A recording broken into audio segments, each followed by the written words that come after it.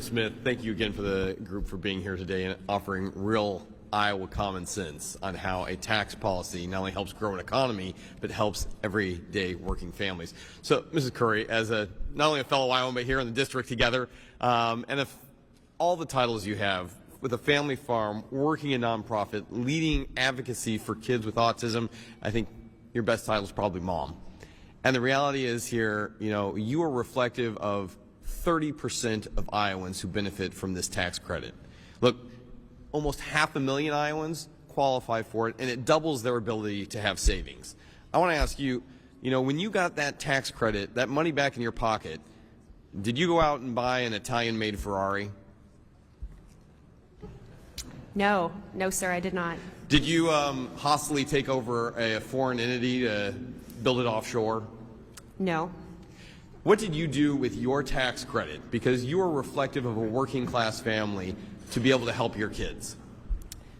We paid our speech therapist, and we took Isaac to a specialist eye doctor, and we bought a new water heater that spring.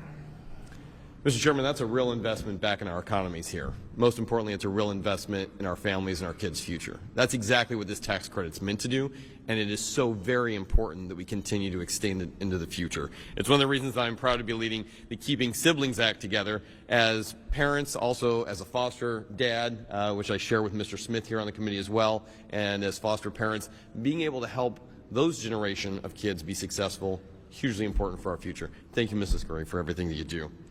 Mrs. Paul, I want to talk with you as well. Look, you're a small business owner. Iowa is home to over 270,000 small businesses. In fact, here in Iowa, we have an outsized voice. 99% of businesses in Iowa are identified as small businesses. Being able to really help make this up is huge. Now, if these tax credits expire, 92% of Main Street businesses in Iowa would experience a 43% plus tax increase. I think it's fair to say that would decimate a lot of our small towns and communities, not just here in Iowa, across the country.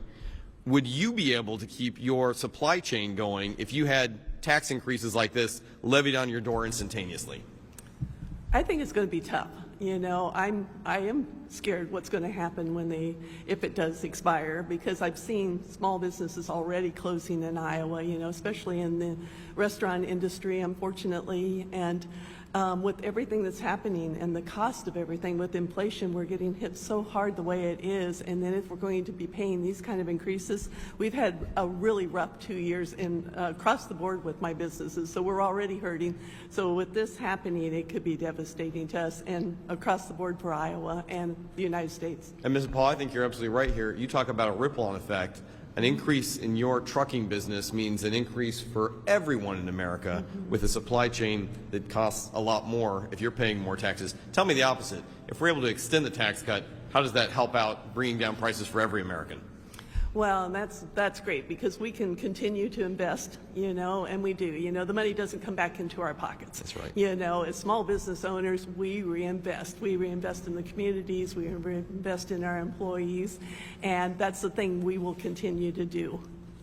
Well, and that's one of the reasons I'm proud to support the Main Street Tax Credit Certainty Act. It's one of the things we've done to make this permanent, so you have permanency in your reinvestment here in our communities and growing across the country. Ms. Reeson, I should just call you Farmer Reeson. You've been working with us so hard to highlight the success of an investment in America's ag, America's energy, America's national security. You're a practitioner in this. Look, the 2017 tax cuts offered us an explosive growth opportunity for reinvestment. It also increased U.S. investment by 20% and provided a crucial death tax exemption, something that we want to make sure we see increased. Talk to me about how your family farm is investing in these new innovations, things like sustainable aviation fuel, 45Z tax credit. It's helping us grow our domestic energy production. Are these tax credits really the innovation of the future that you're using on the farm? Oh, holy cow. I can't believe you're even asking me that. For me, that's a no-brainer. I mean, as a farmer, when I am getting tax breaks to help invest in invest in markets, and to invest in trade. When I have trade, I have security in my market. I have better markets because more people are competing for what I'm growing. So, and just just thinking as a farmer, so every dollar I spend in the community, now it gets rolled 6 times. Yes, Ms. So, Rhea, we so agree it's with like, you. so the people that I touch with what I'm doing for, the farming sector of it, it's huge. So, and just know that any monies that, everybody likes less tax. And so any monies that, that we do manage to save gets invested right back into equipment or maintenance or whatever else happens to come up. We have livestock, and so That's right. we have way more equipment probably than what anybody else does in the countryside. Thank you, But Ms. Reason. can't. These are not So, just tax thank you. credits, these are tax investments. As you highlight, every dollar invested are multi-dollars returned. Thank you, Mr. Chair. I yield my time. Thank you. Thank you. Mr. Smith is recognized. Thank you, Mr. Chairman, and thank you to our entire panel and everyone participating here today. It's great to see the entire Iowa delegation here. It doesn't surprise me because they show up. It's